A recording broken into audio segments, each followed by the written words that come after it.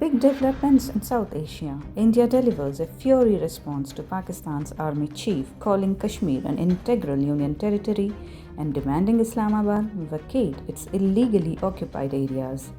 Pakistan's attempts to dodge responsibility for 26/11 terror accuse the Hawrana are slammed, with India labeling it the epicenter of global terrorism. Meanwhile, India and China gear up to resume the sacred Kailash Mansarovar Yatra and direct flights, signaling a thaw in ties after years of tension. What are your thoughts on India's strong stance against Pakistan's Kashmir claims and the resumption of the Mansarovar Yatra with China? Share below in the comment section.